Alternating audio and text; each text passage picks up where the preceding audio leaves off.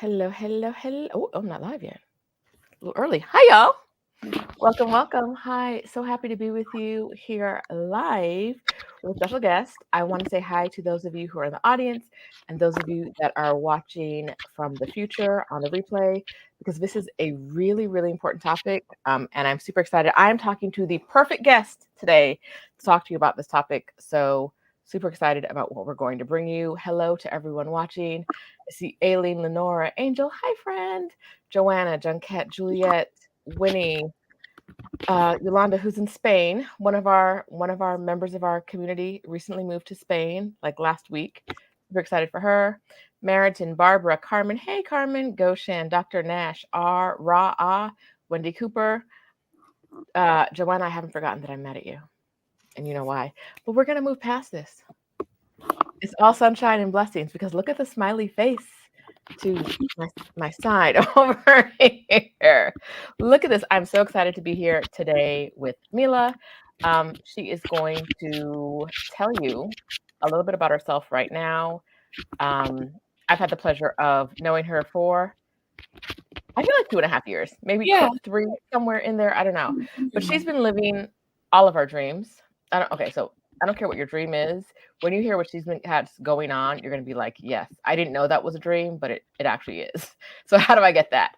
And we're gonna talk to her about her life, um, mostly post sabbatical. We'll talk a little bit about pre sabbatical, but mostly post sabbatical. So Mila, tell us. Welcome. Hi, everyone. Hi. My name is Mila Crowther, and I've been working and living in Iceland, the lovely country of Iceland, since 2023.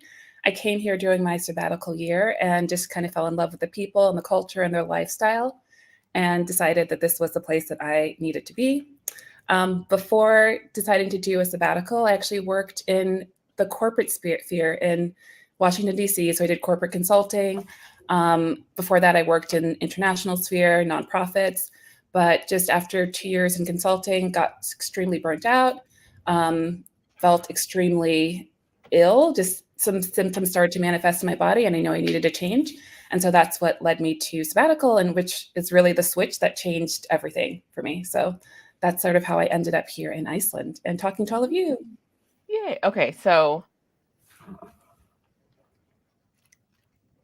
a Black girl in Iceland, right? Like some of us have visited, but it's rare that I hear people say, I want to live there. So, what drew you there as the place for your sabbatical? Mm. So that is a really good question. So I had actually visited Iceland before. Hmm. So I came to Iceland for the very first time in 2018. And that was actually my very first solo trip I'd taken anywhere in life. And I ended up choosing Iceland because I was looking at, like, hey, this is my first trip. I want it to be a success.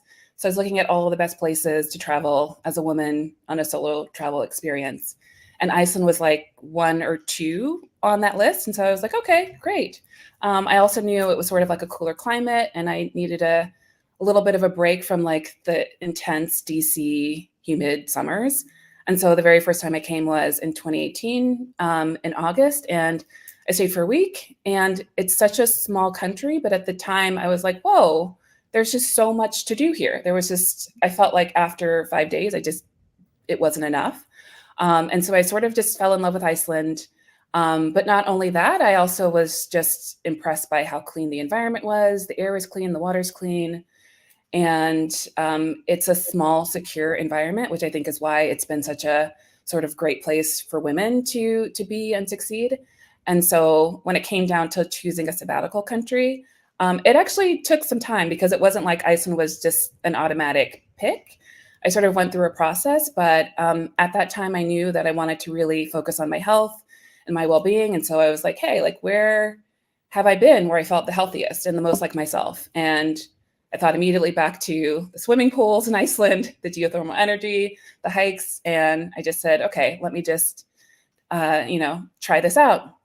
And so that's how I ended up being in Iceland. So it's not on everyone's list, and it may not be for everyone, but based upon the criteria that I had, that I wanted somewhere safe where I felt like I could be at ease, just walking down the street, getting to know a new city. it was the kind of environment that seemed to just sort of fit for me. So that's sort of how I ended up pulling the plug and jumping into Iceland. Yay. Okay, so ladies, if you have questions about Iceland, we're gonna talk about Iceland generally, but also like Mila's story. I tell you, special magic.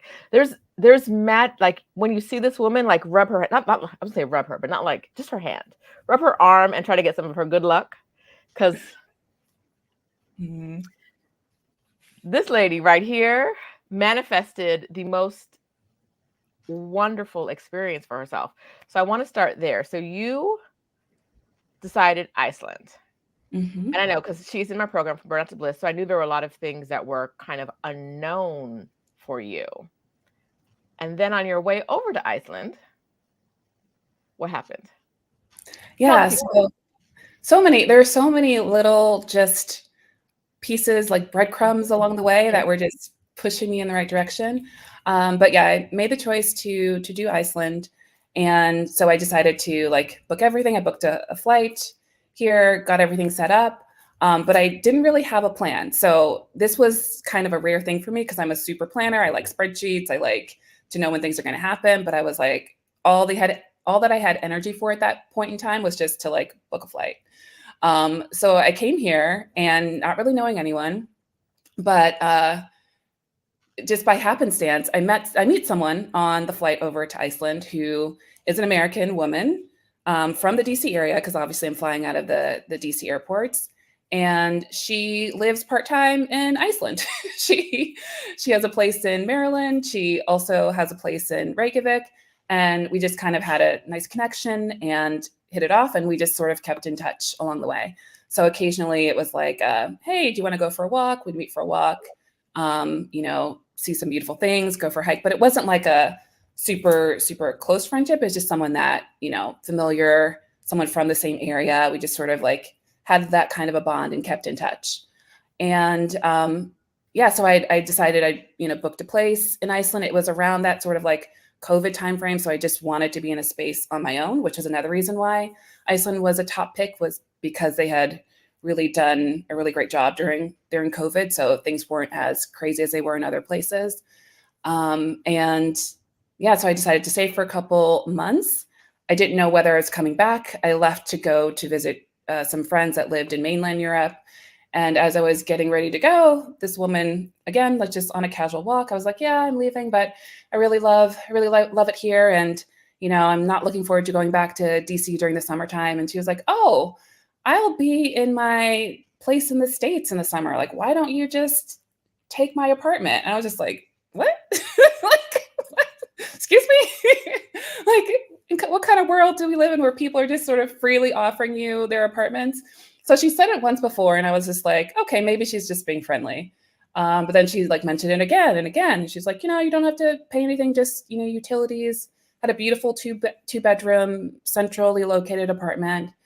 And I ended up talking to some friends. I was like, I don't know if she's just being nice. And they were just like, you need to take this offer. Like, this is not a casual thing. She's actually offering you a place to stay. And so, I talked to her, made arrangements, and I basically, because of it being just sort of like, like a friendly thing, I was paying very, very little. And it was cheaper for me to be in sabbatical in Iceland than it was to be in the States. So I stayed here for the summer. And it was just that kind of a thing, one thing leading to another thing and connecting with the right people.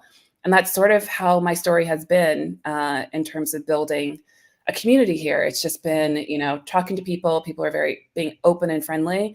And yeah, just staying open to magic. Like I said, I didn't have everything planned, and that ended up being a great thing because there's sometimes little guardian angels that come into your life that make things possible that you didn't even think were possible. Okay, so when you went over, first of all, she's making friends on a plane. And I know there are a few of us. Raise your hand. No, you're in your own home. No one will see your hand up. But there are a few of us who are not making friends on planes, people.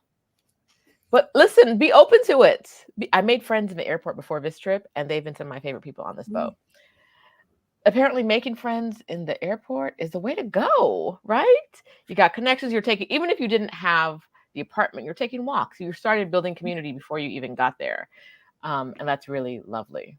So, yay. Yeah. Okay, when you planned your sabbatical, when you went to Iceland in 2022, right? That's when you went over. What?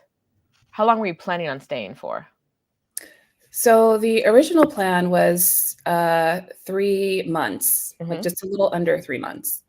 And I had chosen 3 months for a few reasons, but it was like, let me just get a taste and then move on. But it was like a little bit more than a taste because I had chosen to do like a little bit of a slow travel thing. Like I wanted to be there and experience it. Like I joined a yoga studio, so I was going to yoga classes regularly, and again, like meeting people at the grocery store, going for walks. So it gave me a little time to like settle into the energy of the space and like the environment.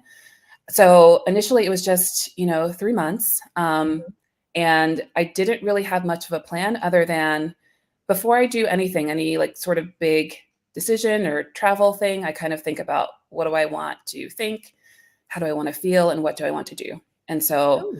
I thought, hey, I just wanted to be in a space that there was a lot of beautiful nature around. And one thing I really, really love about Iceland, it's like there's all of these epic natural elements that just make you feel really small. Like the world is so big and magical, and it gives you a sense of space and place. Like, for example, you can see the Northern Lights out, which is this beautiful national, beautiful phenomenon. And it's just those jaw-dropping moments of like, whoa, this is amazing. So I wanted to feel like I was in awe. And also just, be in a place where I felt like I was secure. I didn't really have to worry about safety. I was kind of in that burnout space where, just living in a major city, you just develop this sense of hypervigilance of if you're walking down a street, you're sort of like constantly like calculating, okay, like how do I move through this space? Is there any, do I hear footsteps? Like there's these things that played out in my mind that were just sort of a part of my natural operating system at a certain point, just living in a city and wanting to live safely in a city as a woman. And I had noticed on my very, very, very first trip to Iceland that I didn't feel that. I didn't notice that. I would be out on the street at 11 o'clock at night and felt totally safe and totally at home.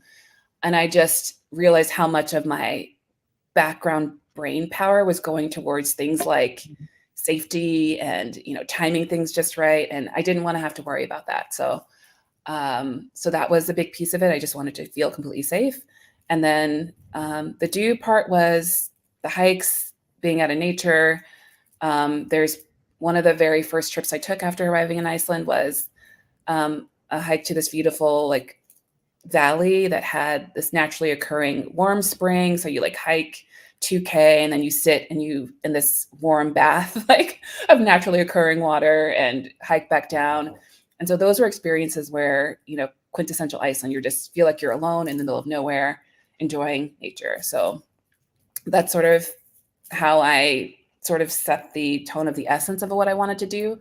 But I didn't really have any set plans or program. I just was here to like live in a way that was different from the way I'd been living before. And that was a little bit more being spontaneous, being open to fun, and being open to play.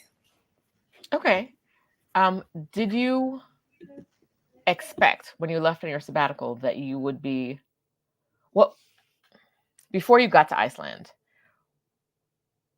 were you expecting that life would be significantly different, or did you think, oh, maybe I'll sleep, maybe I'll hike? Like what was your expectation? I think it was the maybe I'll sleep, maybe I'll hike. Like I was just looking forward to rest. Like that was what my body was just craving, was a deep sense of rest and being at ease. And that was really the container that I wanted to be in. So I hadn't really thought much past those first 3 months, honestly, before I set out. Obviously, I imagined returning to the States at any point in time. And I thought maybe I just needed to like a rinse cycle, refresh, and then I'd go back to my old life. But obviously that's not what happened. Well, we haven't told people what happened yet. So you went to Iceland for sabbatical in 2022. And oh my God, guys, this is going to blow your mind. But can you guess where she is right now? She's in Iceland. Woo! Because you've been there for you traveled in and out to mainland Europe in Mhm. 2022, but you've been in Iceland basically since 2022, right? Yeah, I did some trips to mainland Europe, mainly to visit friends. I went to Germany, Switzerland. I took a day trip to Liechtenstein. Like I just did some mainland Europe things. Also went to Italy, and then I went back to the States. And it was at that time before I landed back in the States. I had met with this friend and she had handed off like keys. She had arranged someone to pick me up from the airport, like all of these things. I just needed to be in Iceland on a certain time frame, back in Iceland on a certain day. Okay. So my trip home ended up being shorter than I planned it to be. I returned to Iceland and ended up staying here for another couple months. And again, sort of had created a bond with different friends, had different circles at that point, and as I was telling people, like my plans to return back to the States, but then I also, a part of the reason for my sabbatical was it was for health reasons. And then I was like nervous about getting back into that achievement, success oriented, really hard charging corporate life. And unanimously, people were just like, no, don't go back to the States. Like, have you thought about working in Iceland? Like, the environment is so much more relaxed, it's professional, but it's laid back. And people have a lot more latitude in corporate environments than they do in the States. And that, the pressure that you face with the 40, 50, 60 plus work weeks is not something that happens here. Like, Mhm. and it's true, people take their time off very seriously. Vacation is a serious thing. Like, it's just a completely different lifestyle. And so at the same time that I was applying for work, I was like, well, let me just while I'm in life apply for jobs in Iceland. And yeah, it was the second job that I applied for that hit. And I ended up getting an offer for a role here at a really great tech company that I decided to accept. And it's all been very true. Like the work style, it's like in Europe, it's very, very different. It's very like lifestyle focused. You don't work to live, or sorry, you don't live to work, you work to live. So people do what they need to do. But if you've ever heard stories about European offices shutting down for an entire month over the summer, that's not fiction. That actually happens. And it happened to me because at the time I didn't realize, like, people were saying, oh, it's really quiet in July. But, I'd never had that experience before. So I was like, oh, it'll be kind of quiet. Like, literally, it was just crickets in the office because everyone leaves. Like, they go and rent a home in France, they go travel. Like, no one is working Mhm. for an entire month over the summer in Iceland, in Europe. And that's just the tip of the iceberg. I mean, uh, there's so many advantages to the work environment here, and the kinds of benefits you get from companies are a lot more oriented towards like freeing you of um, responsibility or additional time. Like I get house cleaning, for example, as part of my package. At work? Yeah, No, for the there's like car cleaning. I mean, these are things that I would be putting my time into Mhm. that I can just outsource because it's just a part of the company culture. And it's a beautiful thing because it means I get more of my time back to do the things that I really love to do. So it Mhm. is a scenario where, I am working full time. I don't own all of my time, but I own a lot more of it Mhm. than I ever would have dreamed of working in a US company That's environment in the amazing. States. You just reminded me of I worked for a company that was headquartered in Munich, and my first year there, my boss was like, "Yeah," like we worked on projects with them, and she was like, "Your project is on hold until like September." 'Cause like even when they get back, and like if they're back in August, they're not gonna be working. So like just pretend this project doesn't. My U.S. boss was like, Mhm. they will not respond to you at all until the fall. And yet, when we went on vacation for a week, she expected us to respond to every single email within like an hour or two of her sending it. And I'm like, so those the same Mhm. people in the same company, not like they go on vacation, we respect their vacation, but the people who work for you, we don't respect our vacation. Okay, all right, okay, sure. But yes, Yeah. very much like that's just how they do it. And the idea that like something at work is more important, or like some ongoing project is more like, I'm in the legal office. We need to make sure that, like, there's a catastrophe over here that, like, we're trying to fix. And it was like, no, you'll fix it in September. Like, Yeah. whatever was wrong in June is going to be wrong in September. So just let it rest. People were really like, no, it's like, this is what we do. Like, we're not, like, it doesn't matter what's going on. We won't be working. We're on Yeah. vacation. And it's such a, for us, like you said, such a weird environment that, like, to have that respect of vacation, to have that respect that your coworkers are taking time off and you don't call them because it's not really an emergency, right? Yeah. Like, it's not Yeah. Yeah. It's not that serious, right? Mhm. It's like we've been in this environment where you think it is that serious. I mean, working in the consulting field, I had seen scenarios where people had gone on vacation, they're in Hawaii, they're with their families, and there's some crisis. And what happens next? They're popping up at the office. Like those ideas of people coming back from their vacation to work is like, it just No, wouldn't even happen. It wouldn't no, even happen. no. And no one's sending you emails, no one's texting you. I mean, Mhm. it's a completely different value system, whereas there is a ton of urgency in the States, but a lot of that feels, when you step away from it, to be very like manufactured. Like, why are we in this big rush? Like it's a hurry up and wait type situation. And yeah, Mhm. when you get out of that loop, you start to realize like, oh, this is just a very specific way of working in Mhm. this environment. That's not how it is everywhere. Um, Definitely. yeah. And I see some questions in the comments about working and work visas, and we're going to get to all of those. I see all your questions. If there's a question mark, I have marked it. We're going to get to it. But first, I kind of want to talk to Mila about when you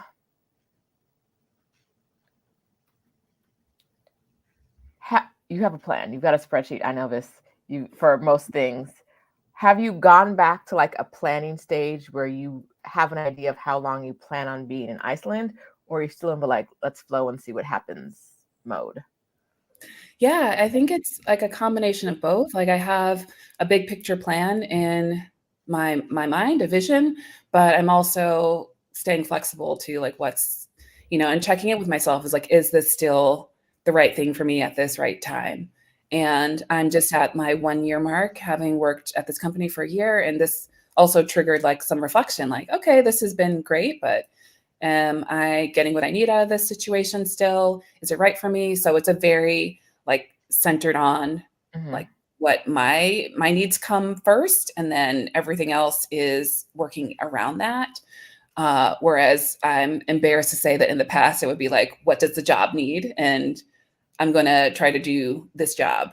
Mm-hmm. It's been flipped. And so it's an ongoing conversation, but because I have this like real strong connection to Iceland, I would like to stay for as long as it takes to achieve residency, which is a 4 year process. Okay. So it would mean, staying for 4 years time. And then after that, it opens doors to the rest of Europe, Okay. because Iceland has Schengen agreements. So it means I could have residency in Iceland. I could stay here. I could move to Spain, Portugal, France. Any of the Schengen countries are accessible. That's awesome. So yeah. So ideally, I would be able to, when I leave with residency. But again, it's an ongoing conversation. But so far, so good. So far, I'm staying in Iceland. I'm not going anywhere. And I really I love it here.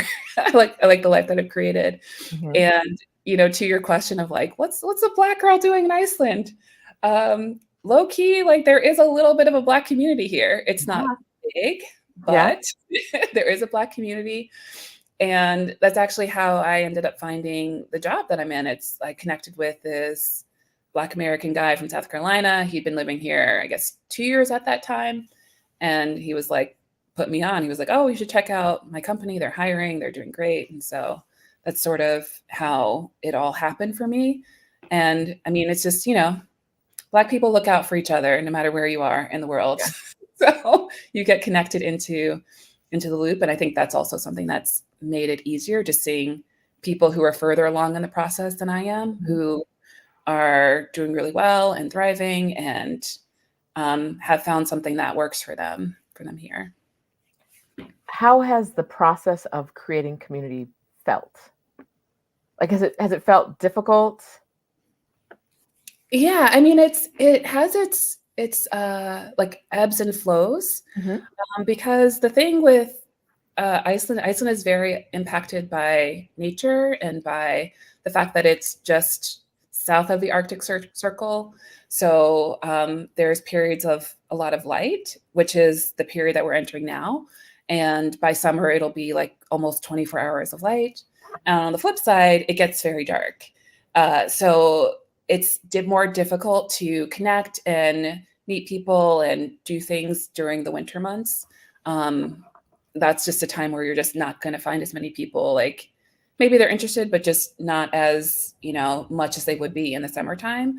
So Okay. this is the time of year where things are sort of popping. There's lots of groups that are coming up.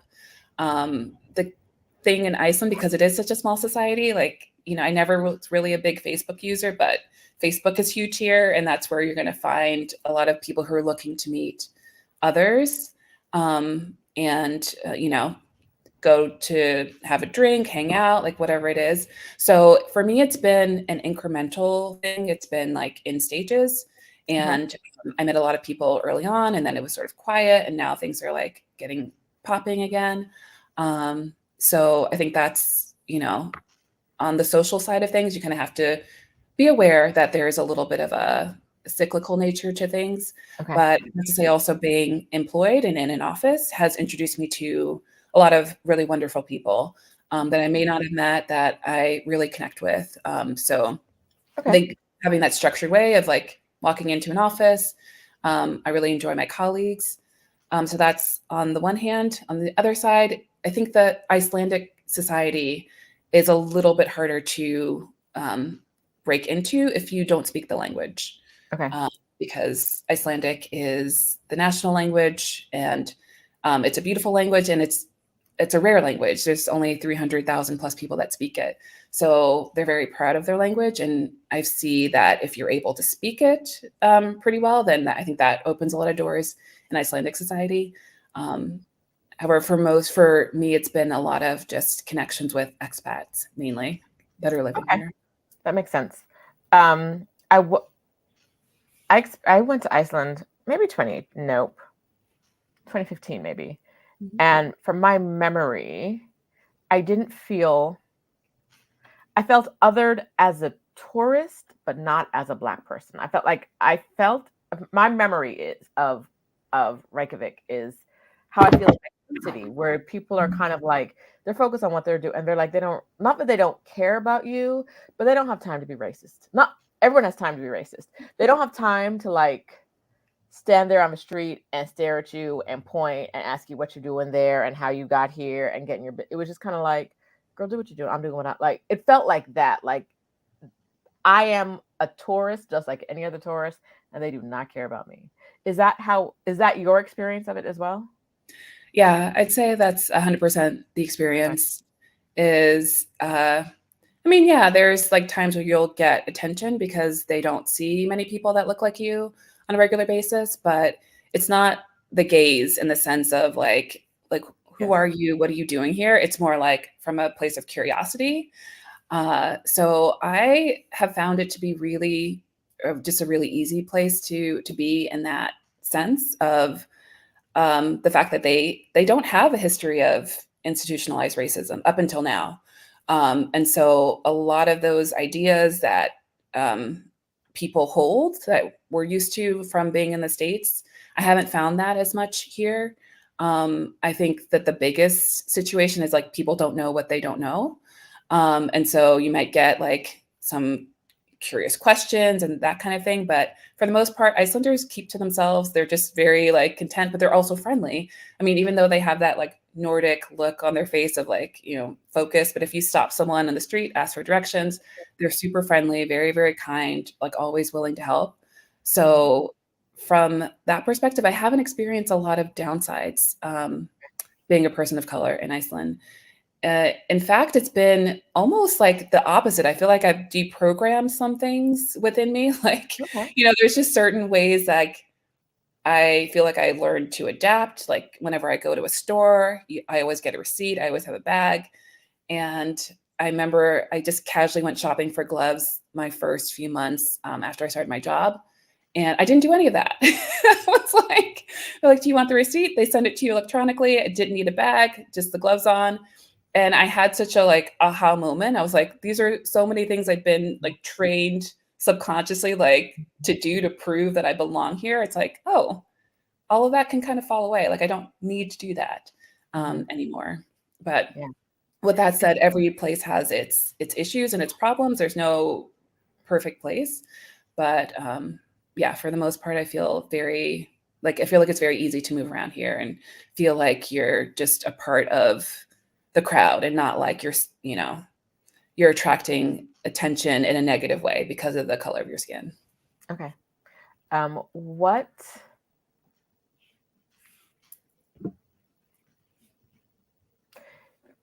if you were going to a coffee shop this afternoon and you called all of the Black women that you knew in Iceland, Mm-hmm. how many women would meet you at the coffee shop? It's not how many Black women are there in Iceland. It's how many women would meet you at the coffee shop this afternoon. So that is such a good question. It would be a short list, honestly. It would Okay. be a short list. Okay. I'd say maybe 2. Okay. Yeah. Listen, a lot of us aren't going to have more than 2 people showing up wherever in the world we are, even in the U.S. So that's not a short. That's a list. Yeah. That's a list. It's more for one person. It's a list. Mhm. So yay, congrats. All Yeah. right. A question earlier. Let me find it so I can credit that. Monica says, we need to hear about dating in Iceland. The floor is yours. Hmm. Wow. There's so many places to go with that. Yeah, the dating in Iceland is easy, I would say. It's like Okay. I feel it can be, it's very easy. Um, I don't know. I've been lucky to meet some amazing people. I definitely say, like, obviously the number one app for dating is Tinder. So Mhm. I've used that and I've met people through that. And I've met really amazing people that I've had a connection with and we dated for a while, or we didn't, but we stayed friends.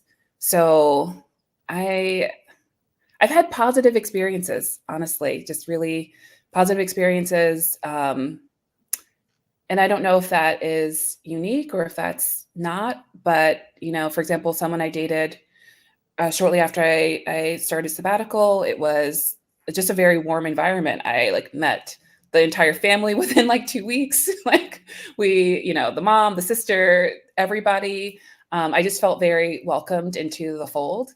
And yeah, I mean, it's been somewhat like easy for me, but I don't know if there's anything specifically. Is it like meeting people? Is it? Let's start from the top. So Tinder worked well enough, right? Mhm. Um, are you meeting people organically in the streets that then leads to a dating interaction? To that, I would say no. I haven't met someone just in the course of life that's led to a dating scenario. Um, but I also haven't really like been using that tactic as much because I feel like the people I've been meeting through apps are people who are just interested and ready to date. Okay. Um, and yeah, that hasn't been my experience so far. But yeah, I'd say usually if I want to go out, I just go straight to people that I'm matching with on the app. Okay. So, and I know this is going to differ a lot human to human and not necessarily country to country, but if it's today's Sunday, if you wanted to get on the app today Mm-hmm. and go have a drink later, a real date, later with someone in Iceland, what's the likelihood of that happening? I'd say the likelihood of a same day or day after is somewhat low. Okay. Somewhat low, but I would say, and maybe this is also could be like a me thing because I like to have a little bit of an exchange Mm-hmm. to warm things up before the date. But I'd say within a week, Okay. you know, if you're meeting someone, kind of chat, you're feeling like you want to take it out of the app and meet in person, I would say like a week, maybe even shorter. Okay. Yeah. All right. Good to know. Good to know. Some of us live in places where men don't take it out the app, or like they don't want to have the conversation at all. Like they don't want the like get to know you time, or they Mm. don't ever want to take it off. They don't want it to all be get to know you time. So Iceland, that still sounds promising. Your experience still sounds promising. All right. I also was introduced to by a friend the idea of if you're interested in going to a place, getting on the app before you leave to depart to go to that place Oh, okay. and swipe in that location and match and screen and whatever it is so that when you land, there's somebody that you Yes. can Okay. see. I Um, thought you were speaking specifically to like, I had that mixed up. Like I'm in a bar, or I'm headed to like I'm in the area and I swipe to see like, or like, you know, if I say like meet people who like the things you do, like maybe I'm at a concert and I'm swiping in okay. the concert. But no, you're talking about like change. So I know friends who've changed the location of that they're in with Tinder Plus or whatever it is. Mhm. And this is not an ad. And No. who said like so you can get yes, my I had a friend who met her husband like that because she said she was looking for her welcome committee and Yeah. he signed up and they got married. Oh, look at that. That's something. It's something. Yeah. It is. Okay. Yeah. All I've right. heard. Yeah. So dating has happened, Yeah. right? Yeah. And you feel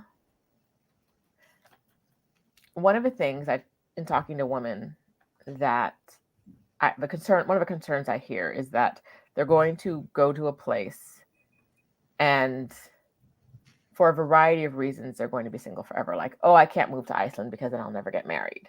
And that's not no. No, I don't know. I don't think so. Okay. And I say that because, like I said, Iceland is it's a small country. Um, and mainly maybe because of the climate, like the ratio of men to women, that's like a higher ratio of men. And not only that, also, I don't know how to frame this, but it was a very like cool, like, I'll just say there for Icelanders, when it comes to dating, they themselves have an app in Icelandic that will allow them to put in someone's name and see how closely related they are. Yeah. Okay. So I think when you come in and you're like, look like we Not do. family. Yes. I am Yeah, not your cousin.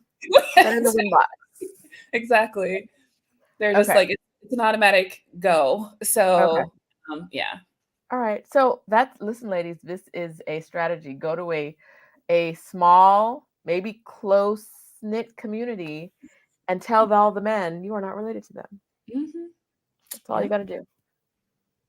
That's all you got to do. All you got Our to do kids is, will not is show have up. 7 heads. Yeah. Winning. We're winning out here. Okay, that's actually funny.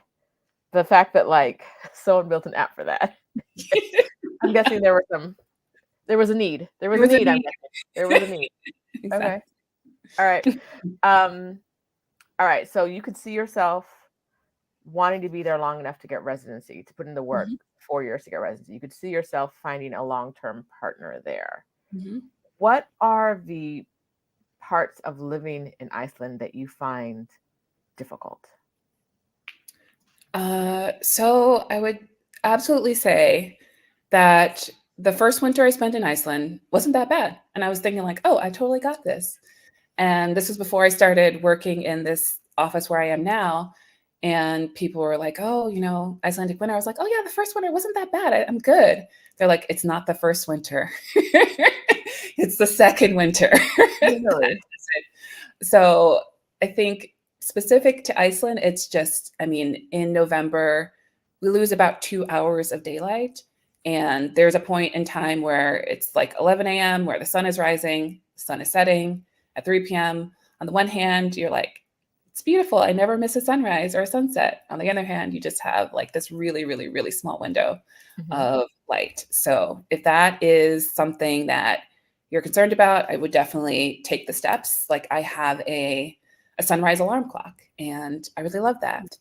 I also noticed that people put up Christmas decorations, holiday decorations really early here, and they leave them out until like late in the season, early in the next year. And I think a part of that is so that there is some luminescence in the evening when you're driving around. So the Icelandic winter is probably the hardest part if you are not familiar with them. And Icelanders grew up walking on ice. I did not. So it's like I have had to make sure I had certain things available to me in order to make the winters work. And some of that is like you kind of have to know you need certain clothing, you need certain gear. Like the little jacket that I had for the DC winters didn't work. I have like a sub-zero huge puffer coat now. And, these are things that are part of that learning curve of being in a new place. So I think that's probably the hardest part. But of course, there's ways to break up the winter. Like I took a cruise this year with some friends. So I went back to the States. We did a Caribbean cruise. So I got some sunshine and I got all of those things. But that's the winters are they just feel extremely long, and they're What cold. is winter? You said November. Is that like about when it starts, or is it starting? Do you feel it in like October? You'll start to feel like the temperature shifting in October, and it gets like windier, it gets cooler, and the days get a little bit shorter. November is probably the most dramatic time because it happens very quickly. And by December, you're sort of like in a holiday spirit. So it's there's gatherings, there's things to do. So I'd say November is probably one of the most challenging months. And then after the holidays, there's like a little bit of like a dip after the holidays, like January, February timeframe, because you're like, okay, winter's over. And they're just like, it isn't. When do you go back to a normal hour of daylight? So right now, the days are longer. I'd say it starts like middle March. You'll start to see it getting lighter. Sun sets around 5 or 6 p.m. It's lighter in the morning, and then it just increasingly and rapidly the days get longer and longer. Okay, love it. Tell me more about the sunrise alarm clock. Oh yeah, this is like that was a hot tip that I got, where you basically can use it as like a light box if you're not getting the vitamin D. So also that's another thing, got to get vitamin D somehow. So I take a supplement of vitamin D, and then the sunrise alarm clock just starts to, you set it to whatever time you want to wake up, and it starts to gradually imitate a sunrise. So it just like little by little gets brighter. You can also do a sunset function with it. So it's super handy to have one of those, because otherwise there were mornings in winter where I just like, why am I getting up to go to the office? It's the middle of the night. It's like it looks dark outside at 8 a.m. But they're, like I said, those are like, that's a little thing that helped. It also helped that the office is really decorated and lit up inside with holiday cheer and that kind of thing. But yeah. Okay. Do you have to go into the office daily, or do you get to work from home at all? Yeah, I think I can work from home as much as I would like to work from home. I like to be in the office most days because I like the separation of like a change of scenery. Like this is my workplace, and when I'm home, I'm not working. But everyone is a little bit different in that way. But yeah, I could work from home as much as I'd like. I've actually even traveled to, we have an office in Poland. So I've been to Poland and did a trip there, and took some time to travel a little bit in that region on my own after the trip was over. So it's very much if you're getting what you need to get done. No one really is bothered by where you're doing it. It can vary a little bit, I guess, by team, but there isn't. I mean, there are certain days where it's important to be in the office, but for the most part, you're an adult. It's up to you to figure out the best way of working for yourself. Nice. That's a nice setup. All right. I think we answered Dr. Nash's question, which is how much sunlight do you get in the winter? I'm in the UK and now have seasonal insomnia due to lack of sunshine in the winter. Yeah. Yeah. It's the lowest amount is about 4 hours, 4 to 5 hours, which is not a lot. I think the first winter was easier because I could arrange my schedule to take advantage of those 4 hours of light, and it was harder to do that this year. But yeah, that's a very real thing. So you have to, figure out if that's something that you can work around, or if it's, long term, maybe not the best fit. So okay. I'm gonna ask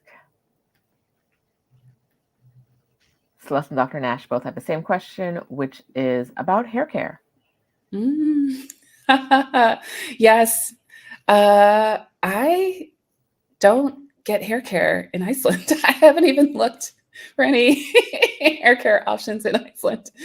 I have products that I've used for years that I love, and I get like stocked. I just stocked up on everything that I needed before coming, and on my trips home, that's one of the things that I do. Ordering online is likely an option in Iceland. However, I'd say universally, not just for people that are coming here from other places, but Icelanders as well, don't like to work with the post office or go through the mail if they have to, because it's just the customs and the taxes. It's like almost to the value of what it is that you purchased. And yeah, so in a pinch, friends have sent things to me if I'm like running low and I can't replenish them easily.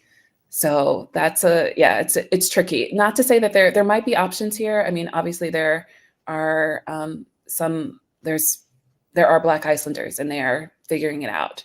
I just have been in my comfort zone and I just haven't really explored anything outside of the products that I use in the States. Okay. We'll be looking forward to more information about that. I'm going to ask the Black Icelanders what they're doing. What are you using?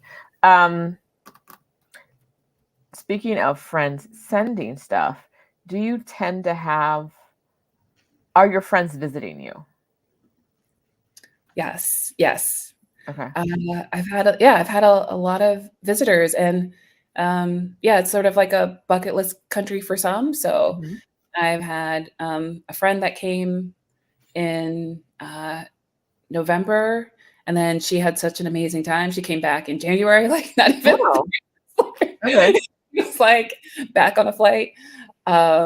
I've had friends that are coming for other reasons, like maybe a spring break trip with their family, and I've gotten to see them for the time that they're here.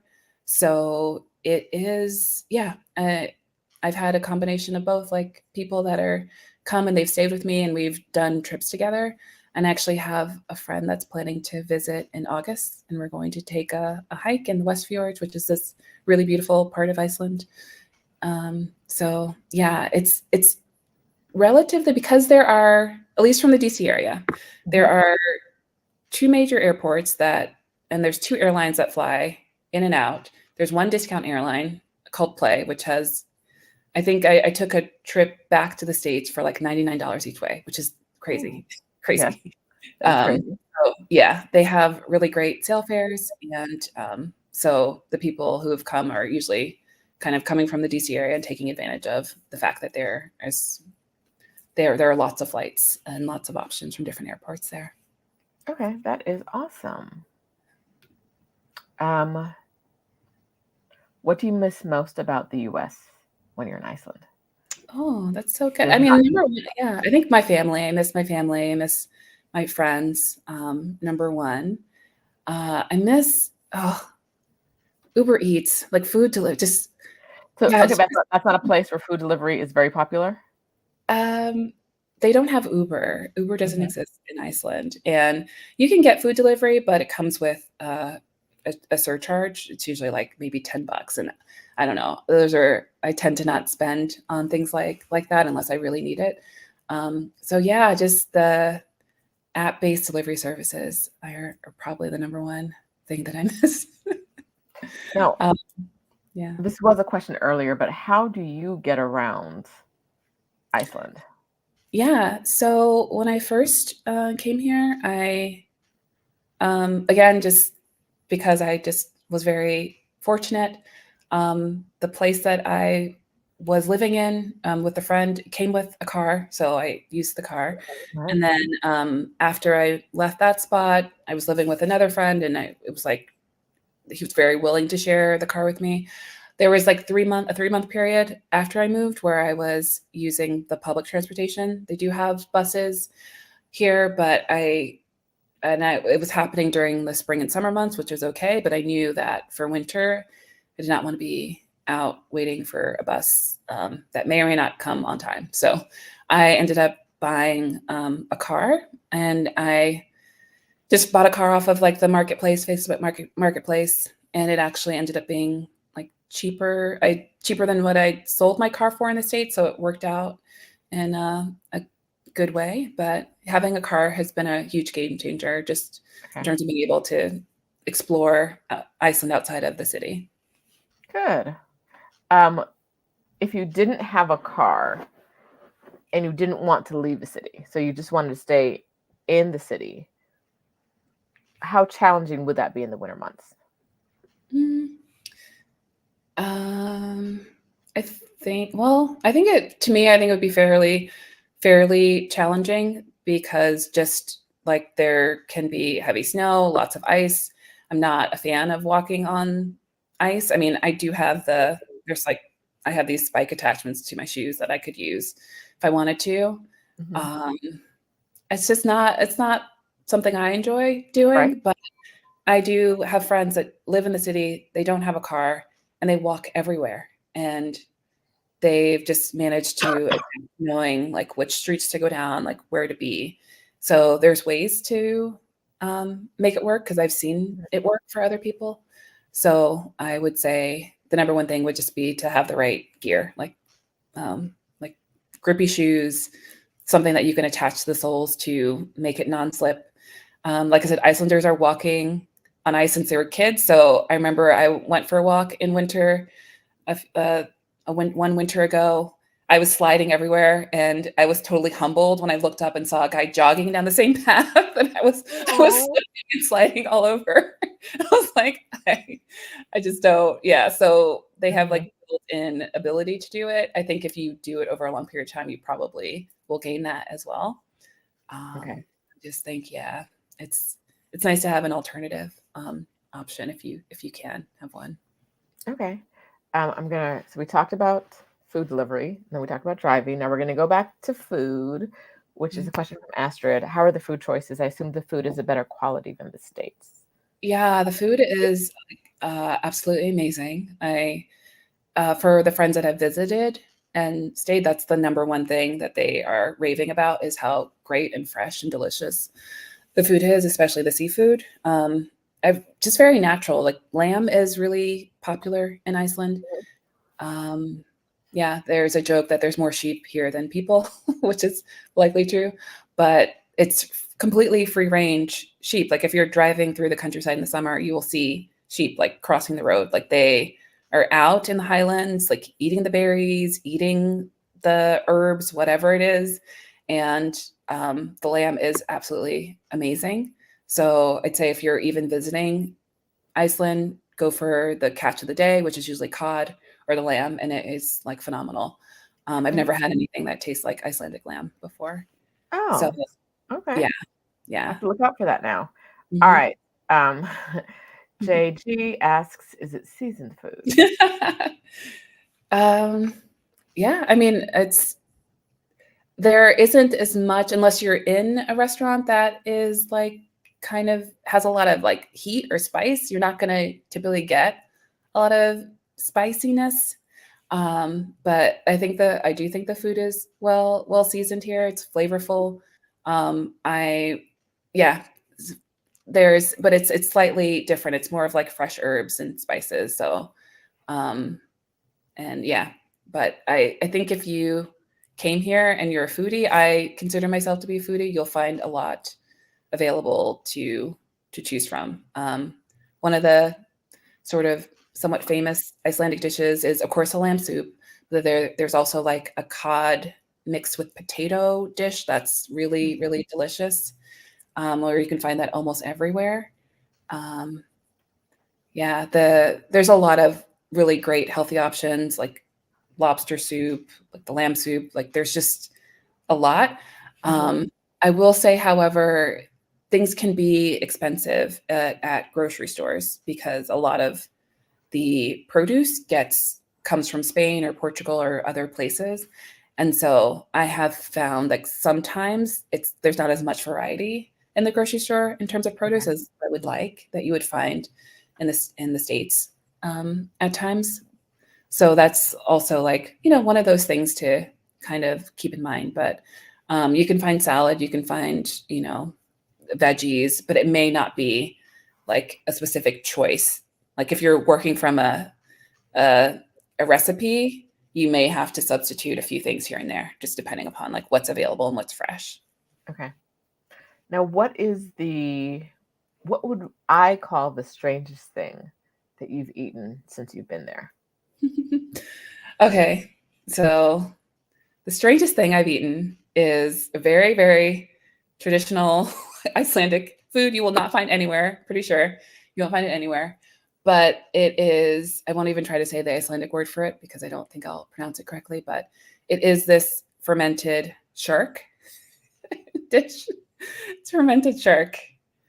And yes, if you Google Icelandic fermented shark, you'll probably see a lot of commentary about it. A lot of people have tried it. They didn't like it. Um, I actually went to the Icelandic shark farm and did the tour and did the whole thing. And I I found it. I wouldn't seek it out, but I actually liked it. But this Okay. is coming from a period in Icelandic history where they didn't really have a lot of bounty. So they were Mhm. trying to find ways of it was like a survival food, but it's just become a part of the culture. And um, yeah, the fermented shark is like there's a big culture around it. People who like it really love it. Other people just don't touch it. I Okay. feel like I'm somewhere in the middle. So if you see it on the menu, don't be scared. I'd Okay. say try it, have a little bit of the rye bread. You may be pleasantly surprised. Okay. So I did a Google. I looked at images while you were there, while you were talking, and I did a Google. And the news articles described it as fermented shark, and the commentary talked about rotten shark. Like a lot of the time, like the YouTube video, like the catchy ones are like eating rotten shark. Um, yeah. Yeah. Here's the National Yeah. Geographic YouTube about eating rotten shark. The Icelanders will refer to it as a superfood. They're like, this is what kept us hardy and healthy and all of Okay. those years. But yeah, I mean, yeah, it is rotten shark. I mean, it actually has to ferment or rot because it's not edible until there's a lot of uric acid in the shark, and that has to work its way Mhm. out. And then what you have left is a I wonder how they found out. Like, when they were like, "You know what? This fresh stuff isn't good, but if we let it sit, the fresh stuff might kill us. But if we let it sit for a while, Mhm. that's when we can eat." Okay, that's interesting. Okay, so you've had it, and you would have it again. It has the consistency of squid. It was like really kind Okay. of squiddy. Um, I It does have like a somewhat of a smell to it. Um, I ate it with rye bread. Like they have this really yummy rye bread, and I had pretty good sized pieces of rye bread, so that might have helped. But yeah, I'd say I wouldn't just eat it anywhere. Okay. Try to go to a place that is known to do it well. Okay. All right. So if you go over to your future mother-in-law's house and it's on the table, you might like pass on that, maybe. We'll Uh, we'll talk about that later. We'll talk about that. You don't have to answer that here. Pass. Okay. Leslie Moore says it is a superfood. It's kind of like eating kimchi fermented. It comes from a time when they were not only needing food but also medicine. But she's right, you'll either like it or not. Sounds like it. Yeah. Okay. Mhm. All right, I want to go back to your sabbatical for a second. Yeah. When you were preparing for your sabbatical, so that's when I met you. You were from Brown to Bliss, you were getting ready in that time. What was the most challenging part of preparing for your sabbatical? And then, second question, part B, what was the most challenging part of preparing for a sabbatical in Iceland? Hmm. Both really good questions. Okay. Um, so, like you mentioned, I was in Burnout to Bliss, Mm-hmm. and I found a lot of support in that group. But the most challenging part was that I was in that burnout. I hadn't gotten to the bliss. So I was like in a burnout.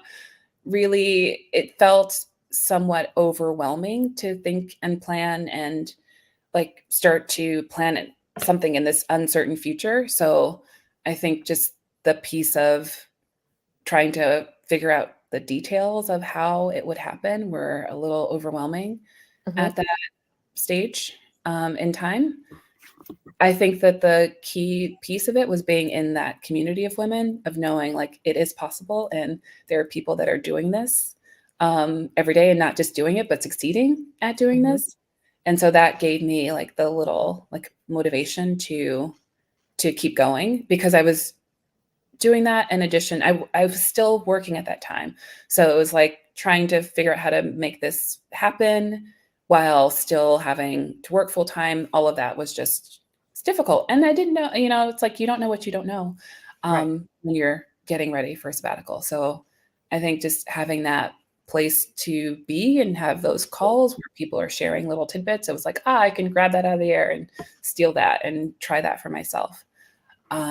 So that was probably the most challenging part is just I was interested, but I just didn't know how to start. Like, Mm-hmm. where do you?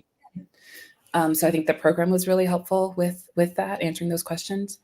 Um, for planning for it in Iceland, it was really I think just a matter of the timing, trying to get the timing right. To be there at a time of year where I thought I would enjoy it, and where there was enough sunshine to do the things that I wanted to do, like the outdoor experiences. Um, yeah, I mean, I don't know that there's anything specific to Iceland that made it more difficult, other than at times, it can be hard to find resources about Iceland that are in English that are good resources. Okay. Um, some things were just I had to like translate them and try to figure out like, okay, what does this mean for me? So yeah, I think it's there's not as many resources about Iceland as you would think. I think there are increasingly more. I'm seeing more bloggers, more Instagram pages, but there were times where I had certain questions that I couldn't get answered because that information wasn't available, at least not yet. It's like I had to just go through the process and learn it as I go.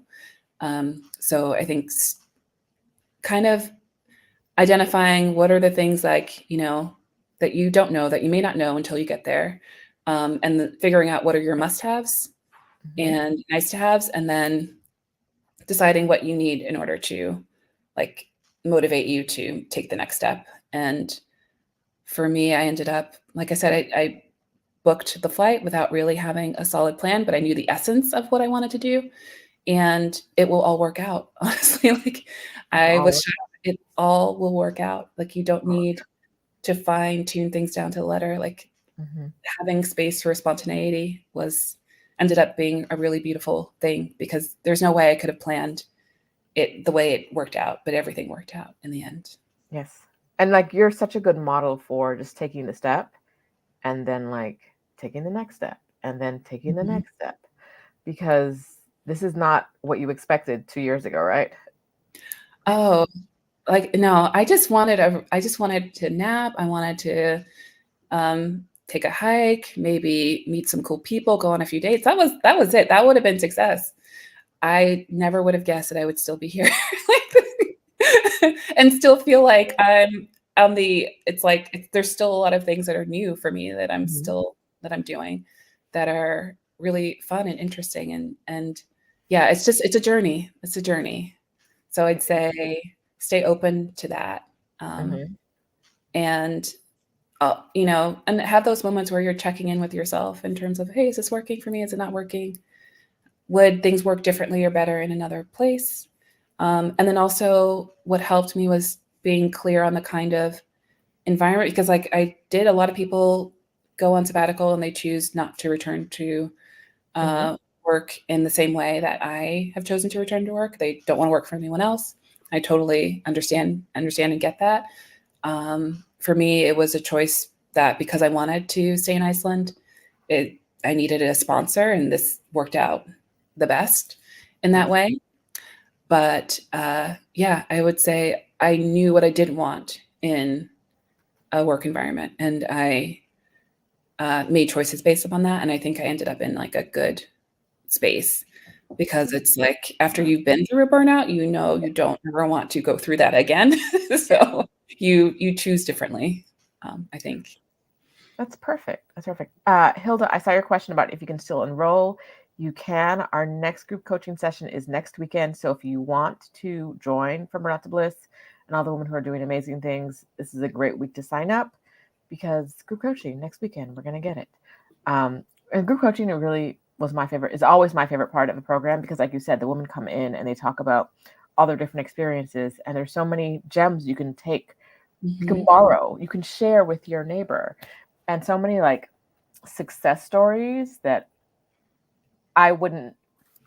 I talk to people all the time about what they do, but like from Brown to Bliss gives me an opportunity. Gives me. We're gonna talk about what it does for me, and then we can talk about what it does for other people. But for me, it gives me the opportunity to hear from women who are doing the thing where I wouldn't know the details of your story. I wouldn't know the details of your story if you weren't in this program because it gives me an opportunity to say like, oh wait, a lady on a plane she just and now you have a house confused, but like you know it you get to meet so many other possibility models, as we talked about in this year's Exodus Summit.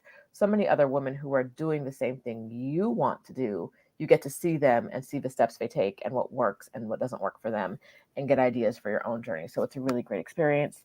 Um, 5-star Lauren recommends the coaching. It's a really, really fun time, and we make progress. Fun and progress, yay!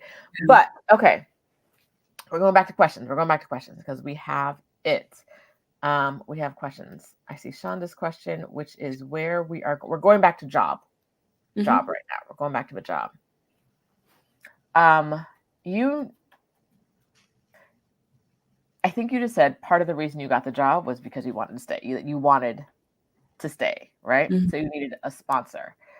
You Are you doing the same kind of work you were doing when you lived in DC? I'm doing work in the same like work family Okay. um, that I was doing in DC. So I was able to, and that was actually helpful, I think, because I was able to leverage the experience that I had in DC to move into this new environment.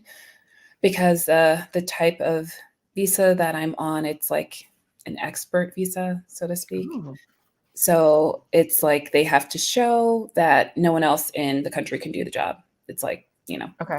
But I think Iceland is a unique market in that because it is so small, population wise, they are often looking for people who can come or willing to Mhm. come and work. So I think it helped to have that background. Um, but I would say my workload is like not even close to what my workload was like in States. Okay. I mean, I would say maybe a quarter of the Oh, work. oh, wait. I thought you were going to say like 75%. No. Okay. Yeah. Okay. All right. Yeah. So, quick transition. because we know Iceland's expensive. If you're doing 25% of the work, how does the salary compare to what you were making in the US? Yeah. So okay. I would say my salary is about half, like a Okay. little, maybe, yeah, a little more than half. Okay. Um, and I would say that translates in non into still being like a six-figure salary in the States ish, Okay. ish, depending upon the exchange rate. But like I said, I feel like it's like I'm doing like a fraction of what I was doing before. So the Mhm. workload is very manageable. And I get 2 months vacation. You can also negotiate vacation. I mean, I could have, now I know I could have asked for more, but you get between your own time plus public holidays about 2 months. Okay. And yeah, like the benefits package is also like my cell phone is paid for, my internet. Like I mentioned, the housekeeping, car cleaning things. So there's certain in-kind Mhm. benefits that also help you make up the difference. Okay. At 50% of your salary, of your a little more than 50% of your US salary, you live in DC, which was expensive, which is Mhm. expensive. You now live in Iceland, which is expensive. With your current Icelandic salary, does it give you a comfortable level of living? Yeah, I feel like I do get a comfortable level of living. However, I will say that how like what you get in a major city in the States is different from what it is in Europe, like in terms of amenities. So I have a one bedroom. I like my one bedroom. My previous place was a bit smaller, but it didn't have, like, typically you move into a place, it comes with a washer and dryer, it comes with a dishwasher. Mhm. In Europe, it's not necessarily like that. People often will buy those things and they move with them from apartment to apartment. I am renting a furnished apartment because, like I said, this has always been like an experiment, and I wasn't really interested in going all in until I was certain that this is what I wanted to do long term. So my place came furnished, um, and I mean, I would say it's like been a difference maybe in my habits that have led to, like, I feel like I am able still to put money away. Okay. And part of that is from the benefits. I get a subsidized lunch, so I get lunch every day, which Ooh. is, yeah, it's like maybe $5 US, but it's like they order from restaurants. It's a restaurant meal. I usually only eat like a portion of that. I can't finish it during lunch. So there's ways in which it's like I feel like I'm getting subsidized. And then it's also, you're not in that same financial exploitation system of the Mhm. States, Yeah. where sometimes it just felt like I was like bleeding money for no reason, like not really knowing, or maybe just stress buying stuff on Amazon. And there is no, there's no, I mean, there is, I could if I really wanted to, but it's a different process here. Mhm. So I have found that I'm able to like be comfortable enough to do like a treat yourself activity, like once a month, a couple times a month, to take trips. I like to travel outside of Iceland. Oh, sorry, outside of Reykjavik to visit the countryside. And I also have traveled to like Rome. I went to Rome in March, and it does take some adjustment, like, you know, to the way things work here, and how like the price is just the price. Like I was such a bargain shopper or hunter Mhm. in the States, where you're just like, all right, I'm not gonna get that until I see a markdown. Like here, it's just like that is the price. So there's this very European way of like shopping and buying things where they'll invest more in a piece, but then that's just like you just continue to use and wear that piece. Mhm. Um, Whereas I felt like I was more of like a volume shopper in the States. Okay. Um, so I think that's the biggest difference I've noticed in terms of my habits. But I think once you're here, there's like all these. It's different from being a tourist because there's all these little like things that are available to locals. Like, for example, now that I have a Icelandic phone number, I can get discounts through my phone company for meals. Like it's just stuff like, okay, this restaurant is 2 for 1 on these nights. So like when I've had guests come from the States, it's like we have a nice, really nice 4-star dinner, 2 for 1. So there's like these little ways that if you are mindful, you can still live very comfortably and not feel like you're missing out on anything. Okay, Yeah. that's awesome. Um, I'm not looking for a job, although I'm trying to talk my way to a job on this ship. That's a story for another day. Very particular jobs I'm interested in, like the food taster. Then I realized the food taster actually has to do more work. You can't just sit there and taste the food. So another day, another video, another day. But not looking for work. But I do see people talking about the U.S. job market on Twitter, and what I keep hearing is that it's terrible, and people are applying for all these jobs and not getting jobs. And so I'm interested in if you have any experience kind of looking at the two side by side, and is my real question is the Icelandic job market a little bit easier to navigate and get a job right now than the US job market, or did you just apply to two perfect jobs? You know what I mean? Like you got the second job, and that's not what I'm hearing from people in the US. So I'm curious about what you know about the Icelandic job market and how that compares to the current US job market. Yeah, I would say it feels as though it's tightening in Iceland, Okay. that there are fewer available jobs and it's a much smaller like Mm-hmm. market. So I work for a tech company and I think a lot of tech companies, even in the States, have like contracted during this time. So when I think it was just a timing thing. When I was looking, they were really ramping up and like there was new people starting every day. It's not the same environment as it was then. Mm-hmm. But I would say just because of the size and scale of the market in the States, it's probably stronger Okay. than the Icelandic market. You think the US market's probably stronger than the Icelandic market. You just happen to like have a fit while a company was hired. Okay. All Yeah. right. So people should not assume that they're going to show up in Iceland and get their dream job right away. Uh, I would not assume that, no, because the company I work for is considered large in Mm-hmm. Iceland, but it's a few hundred people, whereas like, US companies can be thousands.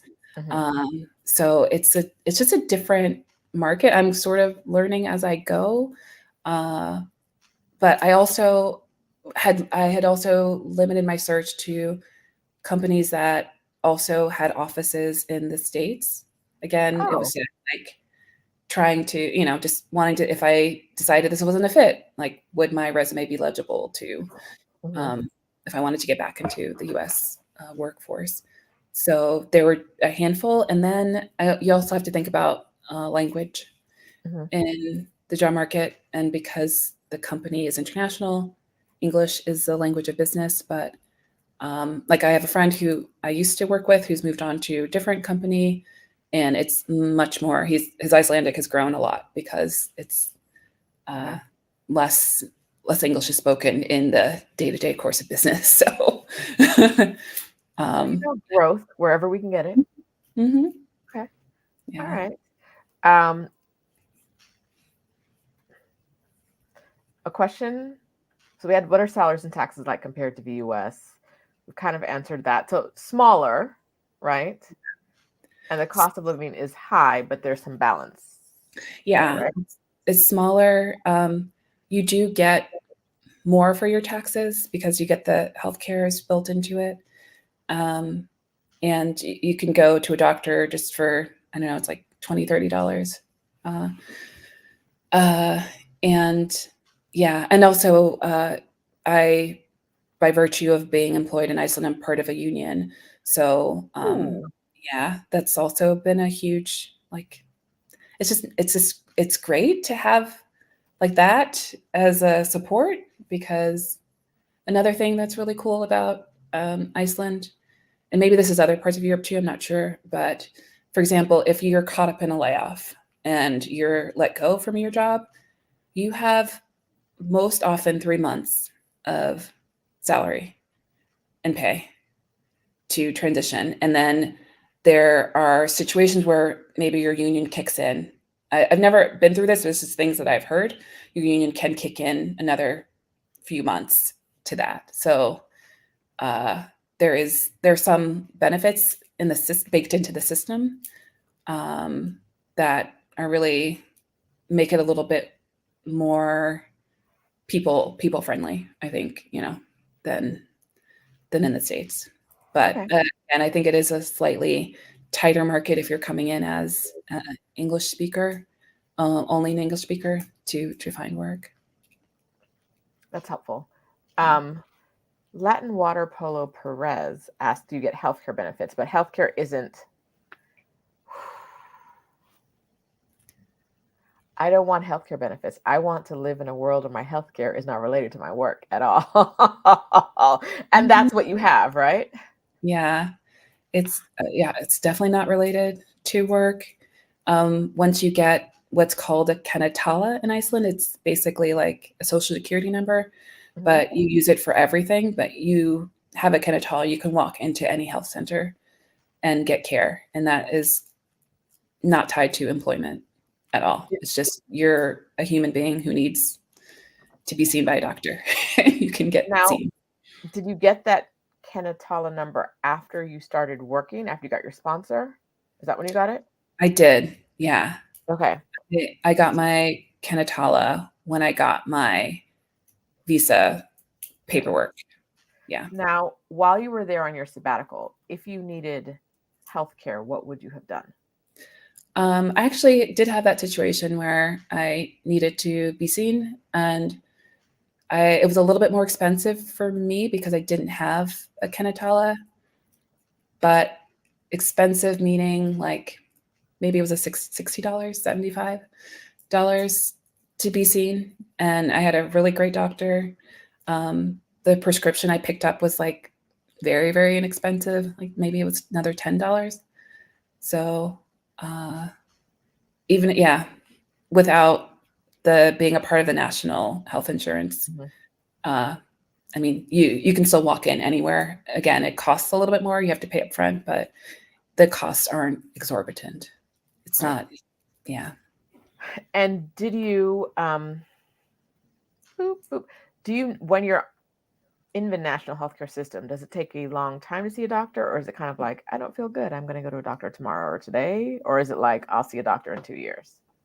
It's a combination. Like if you need to see a specialist, Okay.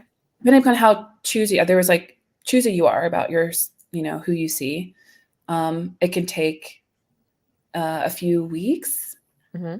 to get in. I wanted to, like when I was going my last appointment, I wanted to see someone specific, and they had a vacation, so it took a little bit longer.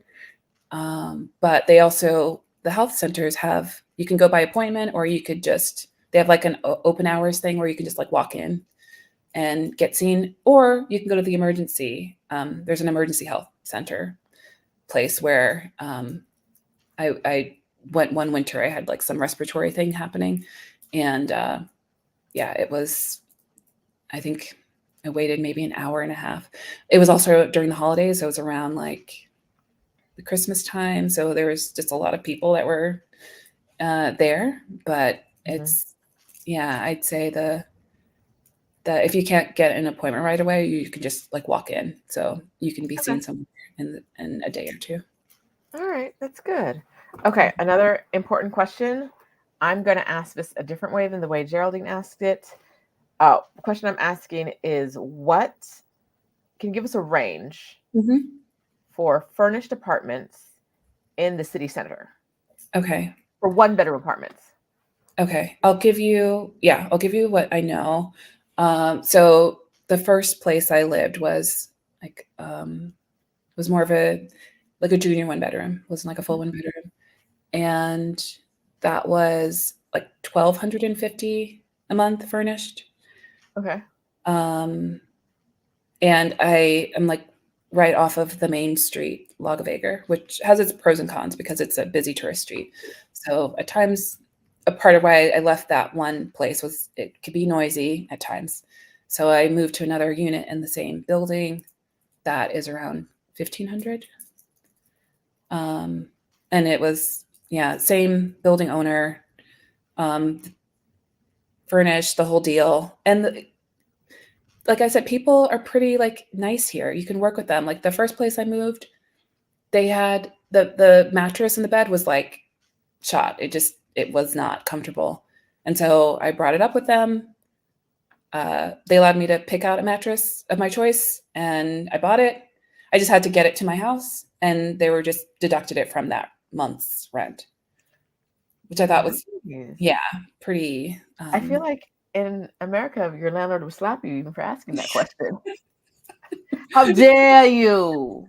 Right. Okay, Yeah. that's nice. Is finding apartments easy? Finding apartments is not easy. Okay. Not easy. All right. They're like a lot of cities are going through like a housing crunch, maybe even like crisis. There just hasn't been enough housing built in the last few years for the population. So that has been, yeah. When I was really heavily looking, I was applying to like 2 apartments a day for like a week. You need to connect with them. You give them your background in the application, and oftentimes it helps to be the first or one of the first to respond. Yeah, it's a little bit tough. And I will say that one of the things I wasn't prepared for, because in the States you have like there's a lot of like fair housing rules that don't exist here. So I think it's very likely that, and there's apartments that I missed out on that I was even willing to go over the asking for, because I was like, green everywhere counts. No, that's not true here. Like they're like, do I know you? Are you a relative? Like I said, a lot of relations. And I was also looking for a 2-bedroom initially. And I think there's like a sense of, what does a single woman need a 2-bedroom? Like, why do you need all that space kind of thing? So oftentimes like those bigger apartments will go to families. So that system, there's like, yeah.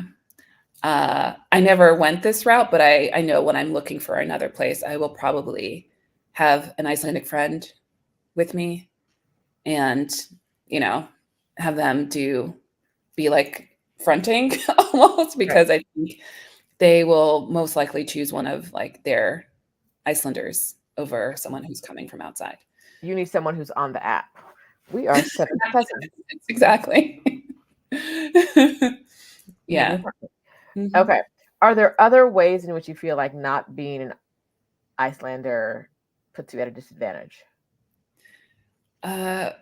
Yeah, for sure. I think just the dealing with anything related to like government stuff, taxes, like there's a lot of unspoken norms that are, if you grew up in the system, I think the biggest like challenge for me moving to another country is like I had all of these adulting skills that I'd learned that are specific to the US environment that don't necessarily work here.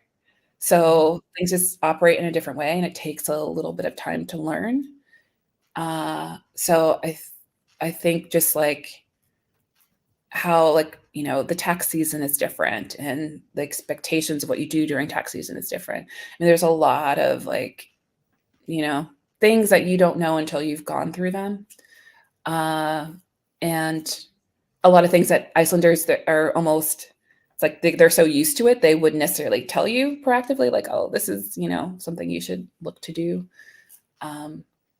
So those are probably, there's like a lot of invisible stuff that you kind of need to figure out, like just different, for example, with the car that I have snow tires. There's a point soon where I need to change to summer tires, or there's like a big fine. You wouldn't know that if you didn't know people who had been through it to tell you. So not a lot of information is like publicly available or legible. things are very much like word of mouth. So you have to kind of know to ask the right questions or just get immersed into community. Like I found there's a Facebook group for Americans in Iceland. Found that to be a really great resource. I looked, posted when I was looking for jobs, posted about like taxes, was able to find someone to help me with that through that. So these groups of people who are in certain expat work communities that can walk you through things, I think that's really, really valuable.